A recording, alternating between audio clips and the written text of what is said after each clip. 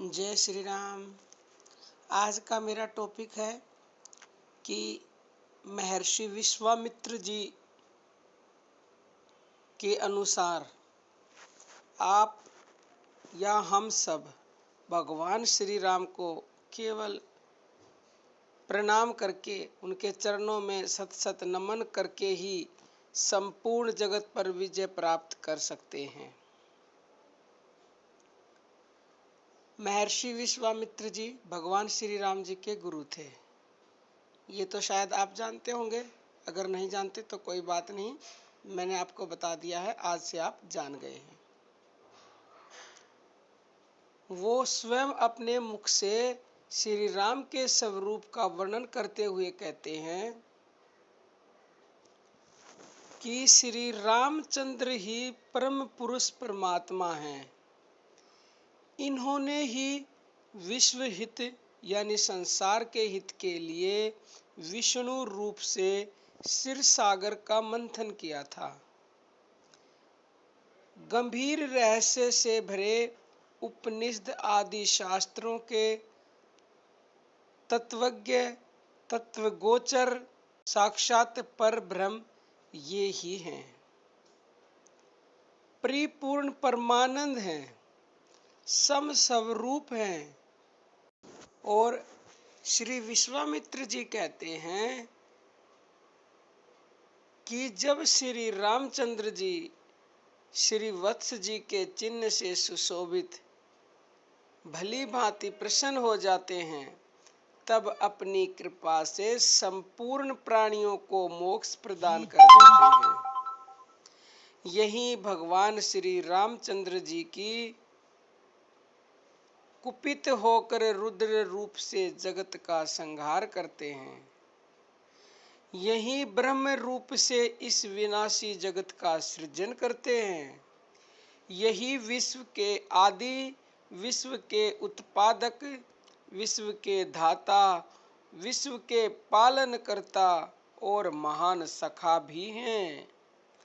यही भगवान श्री राम चारों वेद हैं, चारों वेदों में समाहित हैं और 6 अंगों से युक्त वेदात्मा अद्भुत पुरुष भी ये ही हैं।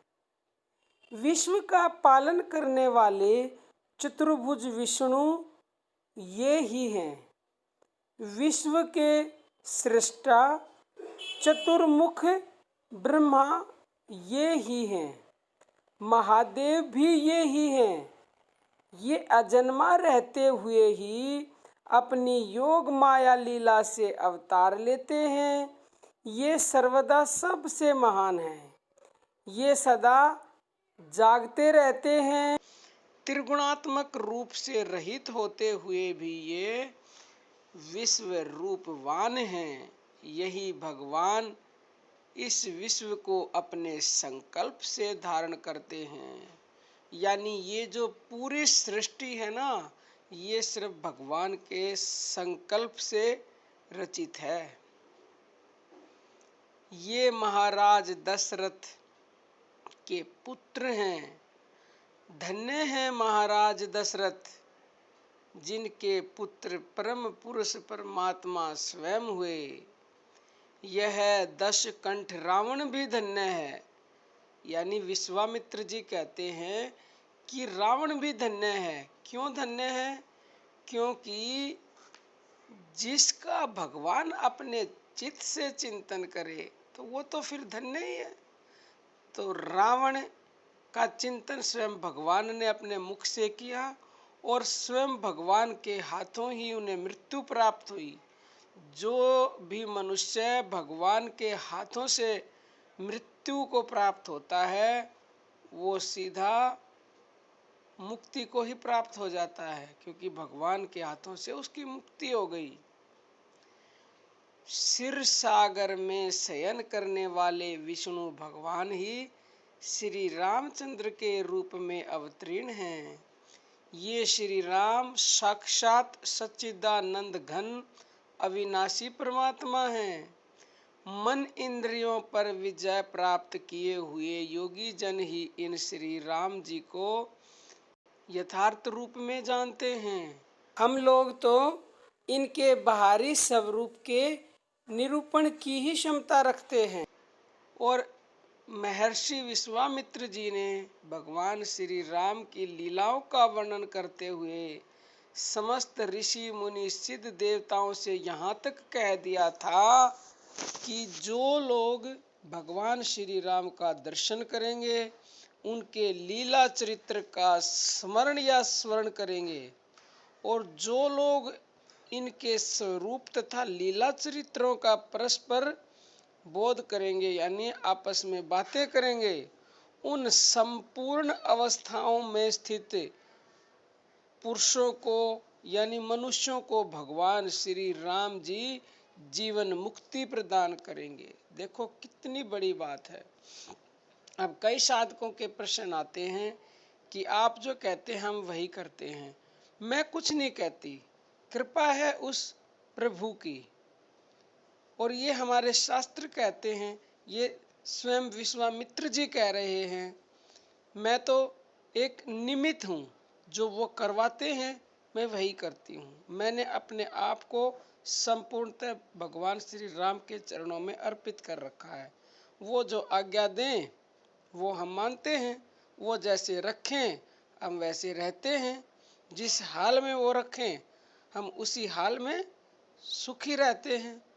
क्योंकि इंसान वही है जो हर दुख सुख में सम रहता है। ऐसे इंसान से भगवान अति प्रसन्न रहते हैं, और उनकी इच्छा के बिना तो पत्ता भी नहीं हिल सकता। और वो कुछ खुद नहीं करते हैं, वो करवाते हैं। हम तो सिर्फ निमित्त हैं। हमें निमित्त बनाकर वो इतनी लीलाएं रच रहे हैं। इसमें भी उनकी हम पर असीम दया है, असीम। और हमें उन्हें रात दिन धन्यवाद करते रहना चाहिए इसके लिए।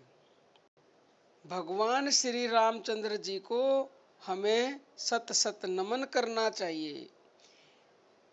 भगवान श्री रामचंद्र जी को नमस्कार प्रणाम यानी नमन करने से ही सब लोग अनायास ही समस्त अज्ञान जनित जगत पर विजय प्राप्त कर लेंगे, ऐसा स्वयं विश्वामित्र जी ने कहा है।